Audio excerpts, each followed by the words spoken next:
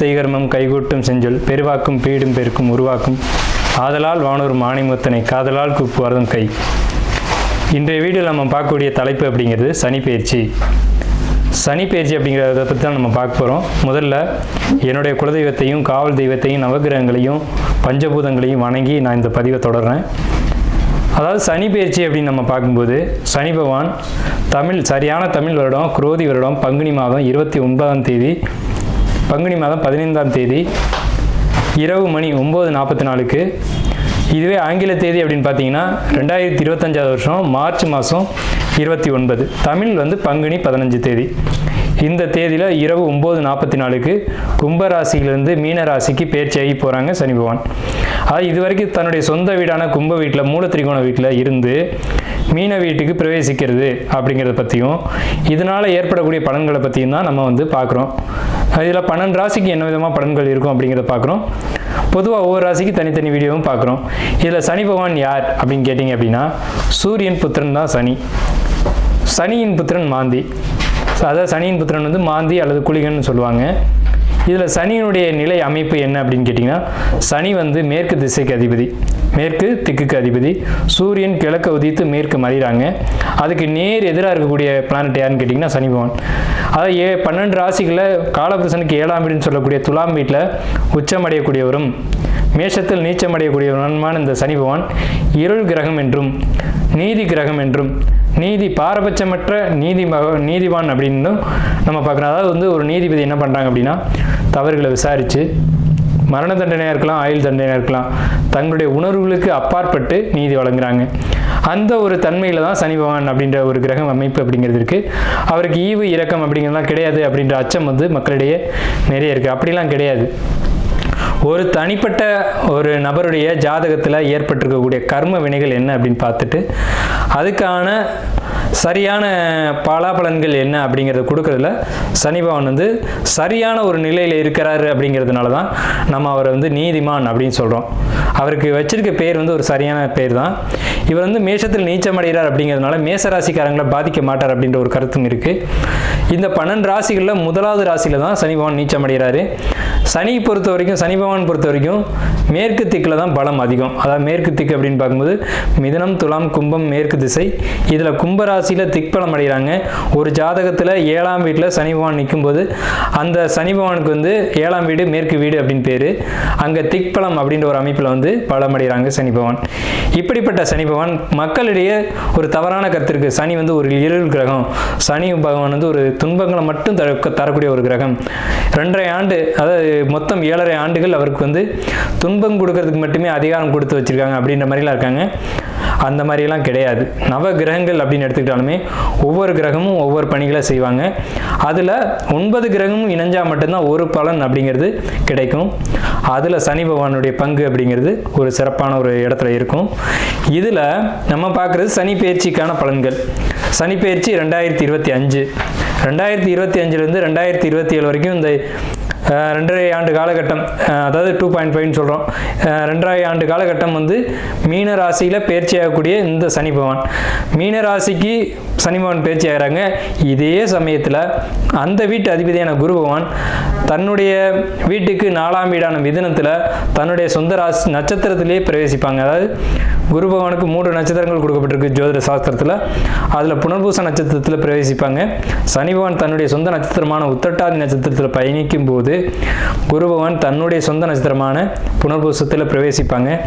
ஆகையால் இந்த சனி பெயர்ச்சி அப்படிங்கிறது ரொம்பவும் ரொம்பவும் உத்தமமான பலன்களை மக்களுக்கு, பொதுமக்களுக்கு, வணிகம் செய்யக்கூடியவங்களுக்கு, தொழில்துறையில் இருக்கக்கூடியவங்களுக்கு, குருமார்களுக்கு, ஆன்மீகத்துறை சம்பந்தப்பட்டவங்களுக்கு, ஆன்மீகத்தில் இருக்கக்கூடியவங்களுக்கு, பொது சேவையில் ஈடுபடக்கூடியவங்களுக்கு, பொது காரியங்கள், அதாவது இறை காரியங்கள் இதிலெல்லாம் ஈடுபடக்கூடியவங்களுக்கு இந்த 2.5 ஆண்டு காலகட்டமும் ரொம்ப சிறப்பான உன்னதமான உத்தமமான பலன்களை இந்த சனி பகவான் கொடுக்க காத்துக்கிட்டு இருக்காங்க. அப்படி தான் இந்த கிரக நிலைகள் அப்படிங்கிறது அமைஞ்சிருக்கு. சனி பகவான் மட்டும் வச்சுக்கிட்டு நம்ம ஒரு பெயர்ச்சி பலன்களை சொல்ல முடியாது. சனி பகவான் மற்ற வருட கிரகங்கள்னு சொல்லக்கூடிய குரு பகவான், ராகு, கேது இவங்களுடைய பேச்சின் அடிப்படையில் தான் தன்னுடைய பலன்களை முழுமையாக ஒரு ராசி கொடுப்பாங்க. இதில் நற்பலன்களை ஏற்படுத்தக்கூடிய ராசி அமைப்பு இந்த கோச்சார ரீதியில் அப்படின்னு பார்க்கும்போது ரிஷபம், கடகம், துலாம், மகரம், மற்றும் கன்னி இந்த 6 வீடுகளுக்கும் மிகவும் உன்னதமான பலன்களையும், மற்ற 6 ராசிகளான மேஷம், மிதுனம், சிம்மம், விருச்சிகத்துக்கு கூட நல்ல பலன்களை செய்யும். அதில் துலாமுக்கு மட்டும் ரொம்ப உத்தமமான பலன்களை செய்யும் அப்படி சொல்ல முடியாது.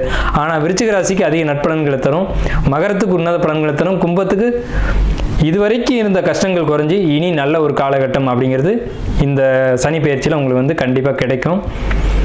இந்த 6 ராசிகளுக்கு, அதாவது மேஷ ராசிக்கு துன்பம் அப்படின்னு எடுத்துட்டா கூட ரிஷப ராசிக்கு நல்லா இருக்கு, கடக ராசிக்கு நல்லா இருக்கு, துலா ராசிக்கு காட்டிலும் விருச்சிக ராசிக்கு நல்லா இருக்கு, கன்னி ராசிக்கு நல்லா இருக்கு, மகர ராசிக்கு நல்லா இருக்கு. இந்த 6 ராசிகளுக்கு நட்பலன்களும், மற்ற 6 ராசிகளுக்கு பெரிய கெடுதல் இல்லை அப்படின்ற ஒரு நல்ல வார்த்தையை சொல்லி நம்ம வீடியோக்குள்ளே போகலாம். அஸ்வினி நட்சத்திர மேசராசிக்கு நேர்களே, உங்களை பொறுத்த வரைக்கும் இந்த காலகட்டங்கள் ஆரம்பத்தில் சனி பயிற்சி ஆகக்கூடியது மார்ச் மாதம். மார்ச்லேருந்து ஒரு 3 மாதம் ரொம்ப கடுமையான மனக்குழப்பங்கள், கவலைகள், அச்சங்கள், பயம், தேவையில்லாத எண்ணங்கள், ஒரு அடிக்ஷனுக்கு போகிறது, இதெல்லாம் இருக்கும். இதெல்லாம் ஒதுக்கி வச்சுருங்க. மருத்துவ செலவு அஸ்வினிக்கு உண்டு, சரிங்களா? அதனால் உடல் ஆரோக்கியத்திலும் மன ஆரோக்கியத்திலும் கவனம் செலுத்துங்க. இதுக்கு நம்ம சிம்பிளாக ஒரு விஷயம் சொல்கிறோம், யோகா, தியானம், மெடிடேஷன், இதில் கவனம் செலுத்துங்க. மேஷத்துக்கு சிறப்பான விஷயம் என்னன்னு கேட்டிங்கன்னா, 5ஆம் இடம் சிம்ம வீடு. அதனால் யோகா, மெடிடேஷன், தவம் பண்ணக்கூடிய மேசராசிக்காரங்களுக்கு வாழ்க்கை அற்புதமாக இருக்கும். பர்டிகுலராக சூரிய நமஸ்காரம். அன்பான மேசராசி நேயர்களே, அதாவது மேஷம் அப்படின்னாலே காலபுருஷனுடைய முதலாவது வீடு. இந்த ராசிக்கு என்ன ஒரு அமைப்புன்னு கேட்டிங்கன்னா, மேஷம் எங்கெல்லாம் இருக்கோ அந்த வீட்டில் ஒரு ஜோசியர் கண்டிப்பாக இருப்பாங்க. மேஷம் அப்படின்னாலே ஜோதிடம், வேதம், ஞானம், இந்த மாதிரியான நற்குணங்களை உடைய ராசி, நற்குணங்களை உடைய குடும்பத்தில் தான் ஒரு மேஷம் பிறக்கும். மேஷம் அப்படிங்கிறது ஆடுங்க. ஆடு, இந்த ஆட்டை ஏன் முதலாவது கொடுத்தாங்க அப்படின்னா, எங்கேயுமே முந்தி கொண்டு போகக்கூடிய ஒரு தன்மை அப்படிங்கிறது ஆட்டுக்கு தான் இருக்கும். ஆடு அப்படின்ற ஒரு விலங்கு மேஷத்துக்கு கொடுத்துருக்காங்க. இது ஒரு நல்ல ஒரு மங்களமான ஒரு சின்னம். மங்களக்காரகன் தான் செவ்வாய், அவருடைய வீடு தான் மேஷ வீடு. இந்த மேசராசிக்காரங்களுக்கு வரக்கூடிய சனி பெயர்ச்சி 2025 முதல் 2027 வரைக்கும் எப்படி இருக்குன்ற பலன்களை தெரிஞ்சுக்கணும்னு நீங்கள் ஆர்வத்தோடு இருக்கிறது நமக்கு தெரியுது. மேசராசிக்கு நல்ல பலன்கள் கொடுக்குமா அப்படின்ற ஒரு கேள்வியோடு தான் இந்த வீடியோக்குள்ளே நீங்கள் வந்திருப்பீங்க. தயவு செய்து இந்த வீடியோ முழுமையாக பாருங்கள். நிறைய பலன்களை தெளிவாக, விரிவாக, விளக்கமாக நம்ம கொடுத்துருக்கோம். முழுமையான வீடியோ பார்க்கும்போது உங்களுக்கு ஒரு நல்ல ஒரு கைடன்ஸ் அப்படிங்கிறது கண்டிப்பாக கிடைக்கும், ஒரு வழிகாட்டுதல் கிடைக்கும். மேஷம் அப்படின்னாலே ஒரு நல்ல ராசி, நற்குணங்கள் நிறைய உடைய ஒரு ராசி. மேஷம் அப்படின்னா ஒரு துடிப்பு, ஒரு வேகம், ஒரு நல்ல குணங்கள் நிறைஞ்சிருக்கும். எப்போவுமே கோபம் இருக்க இடத்துல தான் குணம் இருக்கும். மேசராசிக்காரங்க அதிகமாக கோவப்படுவாங்க. கோவப்பட்டாங்க அப்படின்னா என்ன அர்த்தம்னா, அங்கே உண்மையும் பாசமும் அன்பும் இருக்குது அப்படின்னு அர்த்தம். தாய் அடிக்கிறதுக்காக தாய் கெட்டவன்னு சொல்லிட முடியாது. தன்னுடைய குழந்தை ஒரு நல்ல வழியில் போகணும் அப்படிங்கிறதுக்காக அவள் அடிப்பா. அந்த ஒரு குணம் அப்படிங்கிறது மேசராசிக்கு உண்டு. மேஷம் எதுலேயும் பதட்டப்படும், எதுலேயும் வேகப்படும், ஆனால் விவேகத்தோடு தான் செயல்படும். ஒரு ஆடு ஒரு மலை உச்சியில் ஏறிடும், இறங்க தெரியாமல் தடுமாறிட்டு இருக்கும். அது போன்ற குணமுடையவங்க தான் அந்த மேசராசிக்காரங்க. வந்த வழி திருப்பி போக தெரியாது. ஒரு முதலீடுகள் போடுறதா இருக்கட்டும், ஒரு தொழிலை ஆரம்பிக்கிறதா இருக்கட்டும், வேகமாக ஆரம்பிச்சுட்டு அது எப்படி முடிக்கிறதுன்னு தெரியாமல் சுற்றிட்டு இருப்பாங்க. இதுக்கு என்ன அப்படின்னு கேட்டிங்கன்னா, ஒரு ஜோதிடர் அணுகி அந்த ஜோதிடருடைய வழிகாட்டுதலின் பேரில் நீங்கள் நடந்தீங்க அப்படின்னா ரொம்ப ரொம்ப பெரிய வளர்ச்சியும், ரொம்ப ஒரு நல்ல எதிர்காலத்தில் ஒரு பெரிய ஒரு இடத்துக்கும், பல பேருக்கு ஒரு முன்னுதாரணமாகவும் பல பேருக்கு நன்மைகள் செய்யக்கூடிய இடத்துல தான் மேசராசிக்காரங்க வருவாங்க. அதுக்கு தேவையான ஒரே ஒரு விஷயம் என்னன்னு கேட்டிங்கன்னா, ஜோதிடருடைய வழிகாட்டுதல்.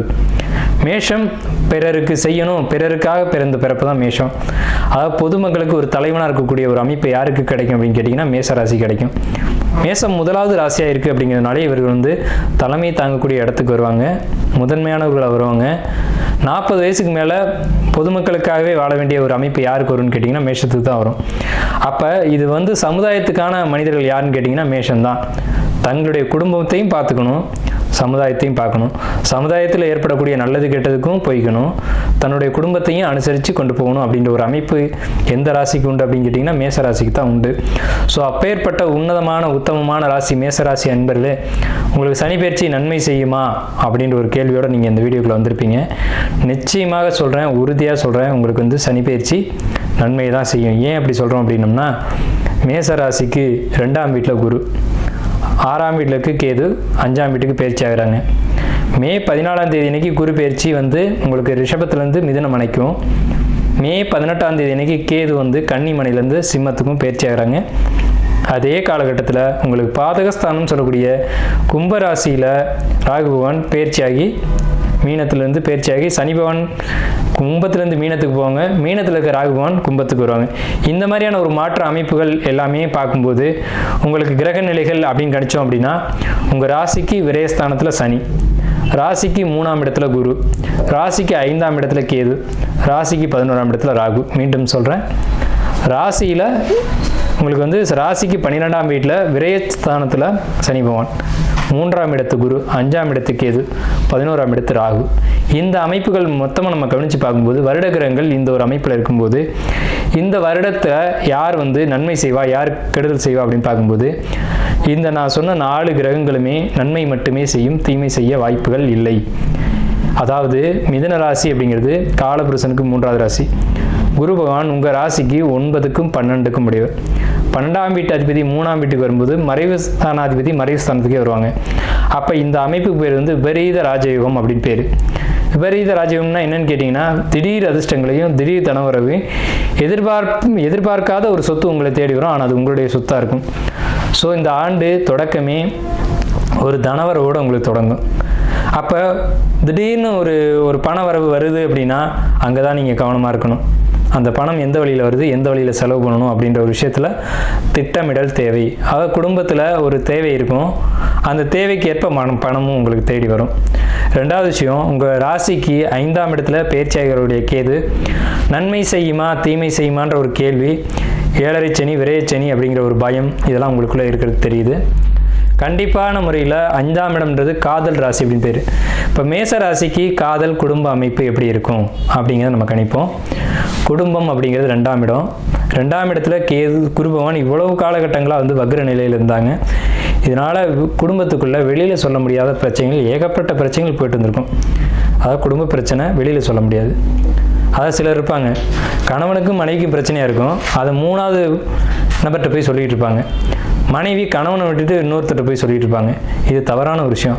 அப்படி தான் இந்த கடந்த காலகட்டங்களுடைய வலி வேதனைகளை மனசுக்குள்ளே வச்சுக்கிட்டு யார்கிட்ட சொல்லுவோம் எப்படி சொல்லுவோம்னு தெரியாமல் தவிச்சிட்டு இருந்திருப்பீங்க. ஆனால் இந்த குரு பயிற்சியில் உங்களுடைய வாழ்க்கை துணைகிட்ட நீங்கள் மனம் விட்டு பேசி அந்த பிரச்சனைகளை தீர்ப்பீங்க. ஸோ இது பெரிய பாசிட்டிவான ஒரு விஷயம். கணவன் மனைவி தான் உறவுகளுக்குள்ளே சிறந்த உறவு அப்படிங்கிறது. எல்லா உறவுகளும் வரும் போகும். ஆனால் கணவன் மனைவி வந்து ஒரு வாழ்க்கையில் இணைஞ்சிட்டாங்க அப்படின்னா பிரிவது கிடையாது. வாழ்க்கை முழுவதும் அவங்க வந்து அவங்களோடையே பயணிக்கக்கூடிய ஒரு உறவு தான் கணவன் மனைவி உறவு. அதனால தான் தாலின்ற ஒரு கான்செப்டை வந்து நம்மளுடைய கலாச்சாரத்தில் கொண்டு வராங்க. 2வது மோதிரம்ன்ற ஒரு கான்செப்டுக்குள்ளேயும் மிகப்பெரிய ரகசியங்கள் ஒழிஞ்சிருக்கு. ஏன் மோதிர விரலில் மோதிரம் போடுறாங்க அப்படின்றத நீங்கள் சிந்திச்சு பார்த்தீங்கன்னா அதுக்கான விளக்கங்கள் உங்களுக்கு புரியும். எல்லா விரல்களையும் இணைச்சா பிரிக்க முடியாது, ஆனால் பிரிச்சுக்கலாம். ஆனால் மோதிர விரல் மட்டும் இணைச்சா பிரிக்க முடியாது அப்படின்ற ஒரு கான்செப்ட் வந்து விரலில் இருக்குது. அதனால தான் சில மதங்களில் வந்து விரலில் மோதிரம் போடுறாங்க. ஏன்னா பிரியாத உறவு அப்படிங்கிறதுக்கு அதான் உதாரணம். 2வது உங்களுடைய குறைகளை வந்து மனைவி புரிஞ்சுக்கிட்டு அவங்க உங்களுக்கு ஏற்ற மாதிரி நடந்துக்கிறதா இருக்கட்டும், மனைவியை புரிஞ்சுக்கிட்டு கணவன் நடந்துக்கிறதா இருக்கட்டும். இந்த மேச ராசிக்கு இந்த சனி பயிற்சியில் இது நடக்கும். இந்த சனி பயிற்சியிலேருந்து இது நடக்கும். விரயஸ்தானத்தில் வந்துக்கூடிய சனி பகவான் விரயத்தை கொடுப்பாரா அப்படின்னு கேட்டிங்கன்னா கண்டிப்பாக விரயத்தை கொடுப்பார். விரயம் அப்படின்ற சொல்லுக்குள்ளே ஒரு அழகான விஷயம் அடங்கியிருக்கு. சுப விரயம் அசுப விரயம் அப்படின்ட்டு. சுப விரயமும் விரயம் தான், அசுப விரயமும் விரயம் தான். இதில் நடக்க போகிறது சுப விரயமா அசுப விரயமா, இதுதான் உங்களுடைய கேள்வி. சுப கிரகங்களுடைய தொடர்பு ஏற்படும் போது சுப விரயங்களும், அசுப கிரகங்களுடைய தொடர்பு ஏற்படும் போது அசுப விரயமும் ஏற்படும். அதில் இந்த 7.5 சனி தொடங்கக்கூடிய இந்த விரயச்சனியானது மேசத்துக்கு சுப விரயங்களாக தொடங்குது. ஏன்னா அந்த சனி பகவான் வரக்கூடியது மீனராசின்ற சுபர் வீட்டில். நல்லா புரிஞ்சுக்கணும். அந்த 7.5 சனி தொடங்கக்கூடிய மீனராசியானது மேசத்துக்கு மீனம்ன்றது சுபர் வீட்டில்.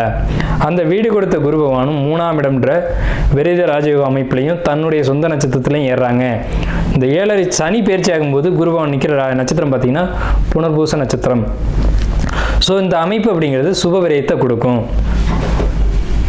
கணவன் மனைவியிடையே ஒரு கருத்து வேறுபாடுகள் இருந்தாலும் ஒரு நிகழ்ச்சி ஒரு ஃபங்க்ஷன் நீங்கள் நடத்தும் போது அதில் மனக்கசப்புகள் தீர்ந்து எல்லாரும் ஒற்றுமையாக சேர்ந்து வாழக்கூடிய ஒரு அமைப்பு அப்படிங்கிறது மேஷத்துக்கு கிடைக்கும். இதில் மேஷத்துக்கு ஒரு அற்புதமான விஷயம் என்னென்னு கேட்டிங்கன்னா, இந்த சுபவிரயம்னு சொன்னோம் இல்லைங்களா, கோயில் கட்டக்கூடிய அமைப்பு இந்த மேஷத்துக்கு இந்த ஆண்டு 2025 உருவாகும். கோயில் கட்டுறதுன்றது சாதாரண விஷயம் இல்லைங்க. கோடி கோடியாக பணம் வச்சுருப்பாங்க, அவங்களால கோயில் கட்ட முடியாது. ஆனால் மேஷத்துக்கு இந்த 2025 சனி பயிற்சி ஆலயங்கள் கட்டக்கூடிய ஒரு அற்புதமான ஒரு யோகத்தை கொடுக்கும்.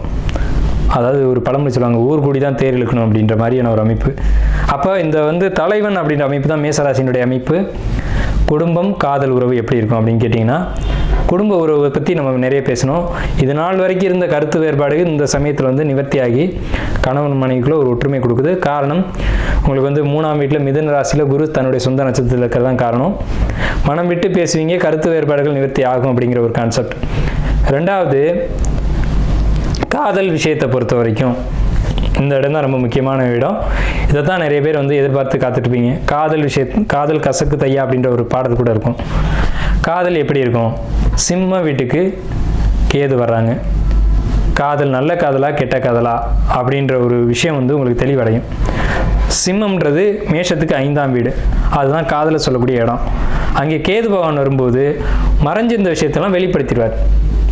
2 காதலர்களுக்கிடையே இருந்த ஒரு விஷயம், மறைவாக வச்சுருந்த ஒரு விஷயம் வெளிப்படையாக பேசுகிறீங்க. அப்போ வெளிப்படையாக பேசினா என்னாகும்? ஒன்று இது செட் ஆகும் ஆகாதுன்ற ஒரு முடிவுக்கு வருவீங்க.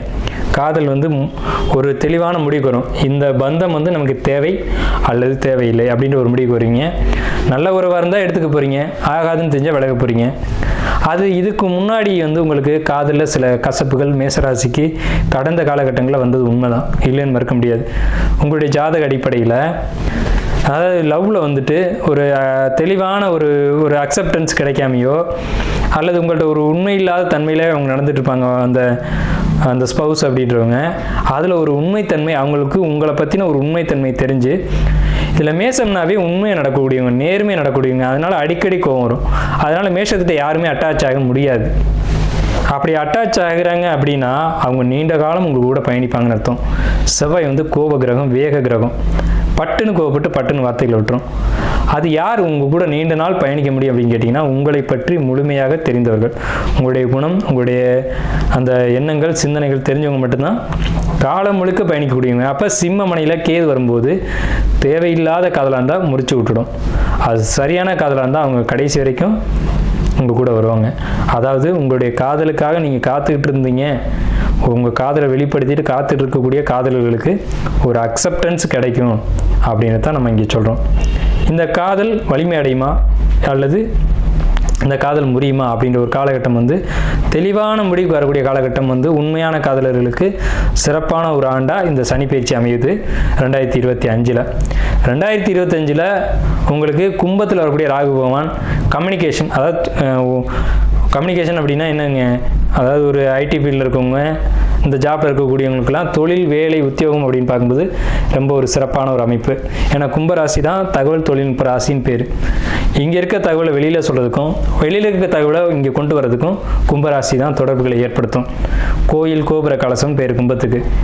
அப்போ இந்த இடத்துக்கு ராகு வரும்போது வெளிநாட்டு தொடர்புகள், வெளிநாட்டுக்கு போகணும் காத்துட்டு இருக்கக்கூடியவங்களுக்கு வெளிநாட்டு தொடர்புகள் கிடைக்கும். அதே சமயத்தில் உங்களுக்கு 9ஆம் இடத்த திசை நடக்கிறவங்களோ 12ஆம் இடத்த திசை நடக்கிறவங்களுக்கோ வெளிநாடு போகக்கூடிய மேசராசி நண்பர்களுக்கு கண்டிப்பாக நீங்கள் காத்துக்கிட்டு இருந்த வாய்ப்பு, தொழில், உத்தியோகம், உயர்வு அப்படிங்கிறதெல்லாம் நிச்சயமாக கிடைக்கும். அதில் எந்த விதமான மாற்று கருத்துக்கும் இடமில்லை. அதே நேரத்தில் உங்களுக்கு கம்யூனிகேஷன் ப்ராப்ளம், நீங்கள் சொல்கிறது ஒன்று சொல்லுவீங்க, அடுத்து அது சம்மந்தப்பட்ட நபர்கிட்ட வேறு மாதிரியாக போகும். அந்த மாதிரியான பிரச்சனைகள் இனி இருக்காது. இனிமேல் நீங்கள் என்ன கம்யூனிகேட் பண்ணணும்னு நினைக்கிறீங்களோ அந்த சரியான ஒரு வெளிப்படுத்தல் உங்களுக்கு இருக்கும். சரியாக அது இடைப்பட்ட நபர்கள் திரித்தல் அப்படிங்கிறதுலாம் இனி மேசராசிக்கு இருக்காது. அதே சமயத்தில் வேலையில் இருக்கக்கூடியவங்களுக்கு நல்ல ஒரு ப்ரொமோஷன் கிடைக்குமா அப்படின்னு கேட்டிங்கன்னா கண்டிப்பாக கிடைக்கும். இன்க்ரிமெண்ட் கிடைக்குமானா கண்டிப்பாக கிடைக்கும். இதே சமயத்தில் பெண்களால் மேசராசிக்காரங்களுக்கு துன்பம் ஏற்படக்கூடிய காலகட்டம் தான் இந்த சனி பயிற்சி காலகட்டம். ஆண்களாக இருக்கும் பட்சத்தில் நீங்கள் பெண்கள் விஷயங்களில் ரொம்ப எச்சரிக்கையாக இருக்கணும். நீங்கள் வேலை செய்யக்கூடிய இடத்துல, உத்தியோகம் பண்ணக்கூடிய இடத்துல ஒரு லேடிஸ் இருக்காங்க அப்படின்னா அவங்ககிட்ட ரொம்ப கண்ணியமாக நடந்துக்கணும். எப்போவுமே மேஷம் ரொம்ப கண்ணியமாக நடந்துக்கூடிய ஒரு அமைப்பு உள்ளவங்க தான். அதே சமயத்தில் அவங்களுடைய போக்கு என்ன, அவங்க எப்படி நடந்துக்கிறாங்க, அவங்க நம்மளை வெறுக்கிறாங்களா, இல்லை நம்ம இருக்கிறது அவங்களுக்கு ஏதாவது இடையூறாக இருக்கா அப்படின்றத பார்த்து அதுக்கேற்ற மாதிரி நீங்கள் வந்து உங்களுடைய வேலைகளை செஞ்சுட்டு வரணும். அவங்க வந்து உங்களுக்கு உங்களை வந்து அவங்க ஒரு போட்டியை கூட நினைக்கலாம். இவர் இருக்கிறது வந்து நமக்கு தொந்தரவாக இருக்கே, நமக்கு கிடைக்க வேண்டிய இன்க்ரிமெண்ட்டோ ப்ரொமோஷனோ அவருக்கு கிடைக்குது, அவர் இருக்கிறது நமக்கு தொந்தரவாக இருக்கே அப்படின்னு சொல்லிட்டு உங்கள்கிட்ட வந்து சில தேவையில்லாத இடைஞ்சல்களை கொடுக்கக்கூடிய ஒரு காலகட்டம் தான் இந்த காலகட்டம். அதுக்கு என்ன பரிகாரம் அப்படின்னு கேட்டிங்கன்னா, பொறுமை, கவனம், உங்களுடைய வேலையை நீங்கள் பார்க்குறது, அடுத்தவங்க வேலையை நீங்கள் செய்யாதீங்க, அடுத்தவங்களுடைய விஷயங்களை நீங்கள் தலையிடாதீங்க, அடுத்தவங்களை பற்றி நீங்கள் கமெண்ட் அடிக்காதீங்க. மேசராசிக்கு நான் கொடுக்கக்கூடிய பரிகாரம் அப்படின்னு கேட்டிங்கன்னா, நீங்கள் உண்டு, உங்கள் வேலை உண்டு, உங்களுடைய பணி உண்டு, அதோடு போயிட்டே இருக்கணும்.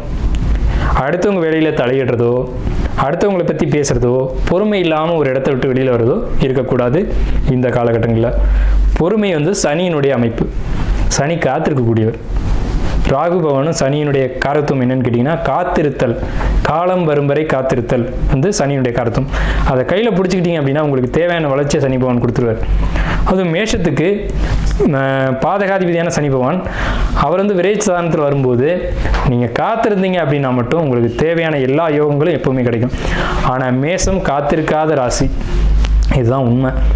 இருந்தாலும் என்னுடைய பணி அப்படிங்கிறது, நீங்கள் இந்த காலகட்டத்தில் காத்திருந்தால் நன்மை வரும்னு சொல்லக்கூடியது என்னுடைய வேலை. அதை நான் கரெக்டாக செய்கிறேன். நீங்கள் காத்திருந்தீங்க அப்படின்னா நீங்கள் காத்திருந்ததுக்கான ஒரு நற்பலன் அப்படிங்கிறது நிச்சயமாக கிடைக்கும். நீங்கள் உத்தியோகம் பண்ணக்கூடிய இடத்துல பர்மனெண்ட்டாக நீங்கள் வந்து வேலை செய்யக்கூடிய ஒரு அமைப்பு அப்படிங்கிறது உத்தியோகம் வேலையில் இருக்கக்கூடியவங்களுக்கு நிச்சயமாக கிடைக்கும். ப்ரொமோஷன், இன்க்ரிமெண்ட் கிடைக்கும். அங்கே இருக்க உண்மைத்தன்மையை நான் சொல்லிட்டேன். அதே சமயத்தில் நீங்கள் ஜாப்பில் இருக்கீங்க, அதே ஜாப்பில் இன்னொருத்தருக்கு ப்ரொமோஷன், இன்க்ரிமெண்ட்டு கிடைக்குது அப்படின்னா நீங்கள் பொறுமையாக காத்திருக்கணும். ரெண்டாவது விஷயம், அவங்களுக்காக நீங்கள் ஜாமீன் ஏற்றக்கூடாது. அவங்களுக்கான ஒரு வாரண்டி, கேரண்டி இதெல்லாம் நீங்கள் கொடுக்கக்கூடாது. நீங்கள் உண்டு, உங்கள் வேலை உண்டு, உங்கள் பணி உண்டு அப்படிங்கிறத நான் சொல்லிட்டேன். பொறுமையாக இருக்கணும் அப்படிங்கிறத நம்ம இங்கே வலியுறுத்தி சொல்லியிருக்கோம். அதே நேரத்தில் திருமண வாழ்க்கையை பொறுத்த வரைக்கும் திருமணம் அப்படிங்கிறது ஆயிரங்காலத்து பயிருங்க. குருபகவான் உங்களுக்கு 3ஆம் இடத்துல வந்திருக்காங்க. கண்டிப்பாக நல்ல வரன் அமையுங்க. ஏன்னா 3ஆம் இடத்துல இருக்க குருபகவான் உங்கள் ராசிக்கு 7ஆம் இடத்தை பார்ப்பார். அது அந்த 3ஆம் வீட்டிலேருந்து 5ஆம் வீடு அமையும். லவ் மேரேஜுக்கான சக்ஸஸ்ஃபுல்லான காலகட்டம் இந்த மேச ராசிக்கு. அதே நேரத்தில் வரன் தேடி இருக்கவங்களுக்கு சரியான வரன் சரியான இடத்துலேருந்து வந்து உங்களுக்கு அமையும். அதுக்கு உங்களுடைய பிறப்பு ஜாதகமும் நீங்கள் பார்த்துக்கணும். அதை நீங்கள் பார்த்துக்கோங்க. ஆனால் கோச்சார கிரகங்களுக்குன்னு ஒரு வலிமை உண்டு. கோச்சார கிரகங்கள் கோச்சாரத்தில் சில விஷயங்களை பண்ணி வைக்கிறதுக்கான ஒரு அதிகாரம் உண்டு. அந்த அடிப்படையில் பார்க்கும்போது இந்த சனி பயிற்சியில் உங்களுக்கு திருமணம் நடத்தி வைக்கணும் அப்படின்ற ஒரே தீர்மானத்தோடு தான் சனி பகவான் பயிற்சியாகி மீன ராசிக்கு வர்றாங்க. அதே மாதிரி குடும்ப தெய்வம், குலதெய்வம், இந்த வழிபாட்டில் இருக்கக்கூடியவங்களுக்கு இந்த வழிபாடுகளை பிரேக் பண்ணாமல் நீங்கள் எடுத்து செய்யணும். குலதெய்வம், குடும்ப தெய்வம், இன தெய்வம் இதெல்லாம் எடுத்து நீங்கள் வழிபாடு பண்ணணும். இதில் எந்த ஒரு தடங்கள், தாமதம் இதுக்கு நீங்கள் இடம் கொடுக்கக்கூடாது மேசராசி அன்பர்களே. ஏன் அப்படி சொல்கிறோம், உங்களை அழுத்தி சொல்கிறோம்னா மேசராசிக்கு தான் அந்த தன்மை வரும், மேசராசிக்கு தான் அந்த பொறுப்பு வரும். நீங்கள் தான் எடுத்து நீங்கள் தான் செய்யணுன்ற ஒரு இடம் வரும். அந்த விரேச்சனியாக வரும்போது பலரும் பலதை பேசுவாங்க, அதெல்லாம் காதில் வச்சுக்கூடாது. காதில் வச்சுக்கிட்டீங்க அப்படின்னா பொறுமை இழந்துடுவீங்க. ஏன்னா நீங்கள் பொறுமை இல்லாத ராசிக்காரங்க. பொறுமை இழந்தோம்னு சொன்னால் அந்த காரியத்தை வெற்றிகரமாக செய்ய முடியாது. எப்போவுமே ஒரு தலைமையில் இருக்கவங்களுக்கு பொறுமைன்றது ரொம்ப அதிகமாக தேவை. அந்த பொறுமையோட அந்த வழிபாடுகளை எடுத்து செய்யுங்க. கோயில் கட்டக்கூடிய பாக்கியமே உங்களுக்கு உண்டுன்னு நான் சொல்கிறேன். கோயில் கட்டுவீங்க, ஆலய பணிகளை செய்வீங்க. அதே நேரத்தில் உங்களுடைய குலதெய்வம், இன தெய்வம், குடும்ப தெய்வம், இந்த தெய்வங்களுடைய வழிபாடு இந்த டைமில் வந்து உங்களுக்கு வந்து சனி பகவான் மீன ராசிக்கு பயிற்சி ஆகும்போது தான் அது நடக்கும். ஏன்னா குரு அப்படிங்கிறது இறைவன் அர்த்தம். அப்போ இறை வழிபாட்டுக்கான இடத்துக்கு சனி பகவான் வர்றாங்க. அந்த இடத்துக்கு வரும்போது வெளிநாட்டு பயணங்களையும் வெளியூர் பயணங்களையும் உங்களுக்கு அதிகமாக மேசராசிக்கு கொடுக்கும். அதன் மூலமாக யோகங்களையும் யோக பாக்கியங்களையும் கொடுக்கும். அதையும் நீங்கள் வந்து கரெக்டாக செய்யணும். அதே நேரத்தில் இந்த வழிபாடுகளையும் கரெக்டாக செய்யணும். பொறுமை ரொம்ப ரொம்ப ரொம்ப அவசியம் இந்த 7.5 நாட்டு சனி காலகட்டங்களில்.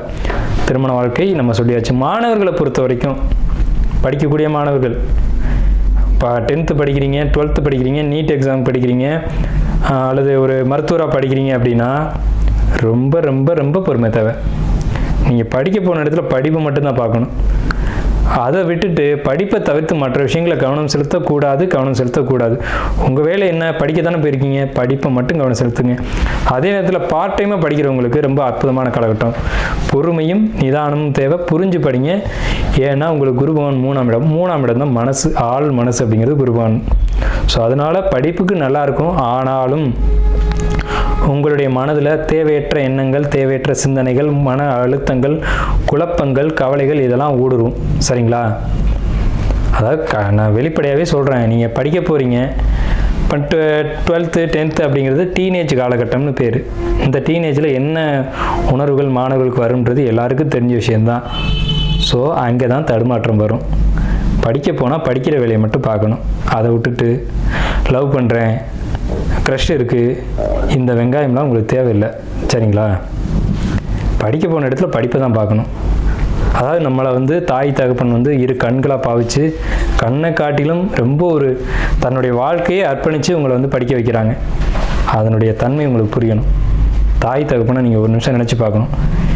வருவாங்க போவாங்க, வாழ்க்கையில் எல்லாமே இருக்கும், உணர்வுகள் எல்லாருக்குமே இருக்குது, இல்லாமல் இல்லை. ஆனால் படிக்கிற காலகட்டங்களும் முடிக்கிறது திரும்பி வராது. இதுவே 60 வயதிலும் காதல் உண்டுன்னு பாடல் உண்டு. சரிங்களா?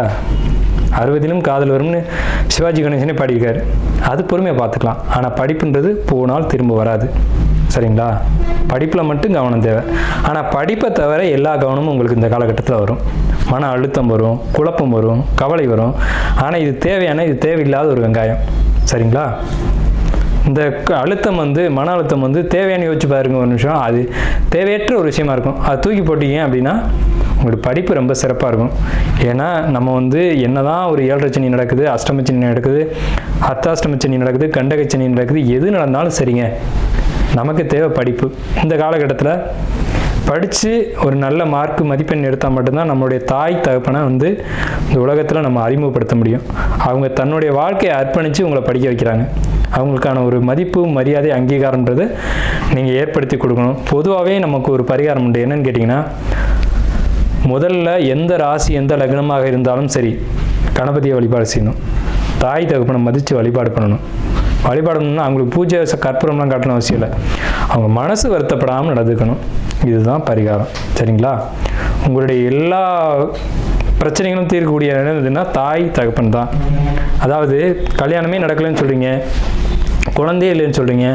மேசராசி மேச லக்னம் மட்டும் இல்லை, எல்லாருக்கும். ஆனால் அதுக்கு மேஷத்துக்கு மட்டும் தான் ரொம்ப அக்யூரேட்டாக பிடிக்கும், நங்குற மாதிரி பாயும். என்னன்னு கேட்டிங்கன்னா, உங்களுடைய தாய் தகப்பனை ஒன்றா நிற்க வச்சு அவங்க காலில் விழுந்து ஒரு ஆசீர்வாதம் வாங்கிட்டு அவங்களுக்கு பாத பூஜை மட்டும் செஞ்சு விடுங்க. கல்யாணம் இல்லையா, நிச்சயமாக கல்யாணம் நடக்கும். அவன் ஜாதகத்தில் சுக்கிரன் நீச்சம், சுக்கிரனே இல்லைன்னு சொன்னாலும் சரி திருமணம் நடக்கும். அதே நேரத்தில் குழந்தையே இல்லை, குழந்தைக்கான வாய்ப்பே இல்லைன்னு சொன்னாலும் கண்டிப்பாக குழந்தை கிடைக்கும். சரிங்களா? ஜோதிடத்துக்கு அப்பாற்பட்ட விஷயங்கள்னு சில விஷயங்கள் உண்டு. ஜோதிடம் உண்மை. ஜோதிடம் எந்த காலகட்டத்திலும் எழுதின எழுத்து அழியாது. ஆனாலும் சில விஷயங்களுக்கு மாற்றம் உண்டு அப்படிங்கிற அடிப்படையில் இந்த விஷயங்களாக வருது.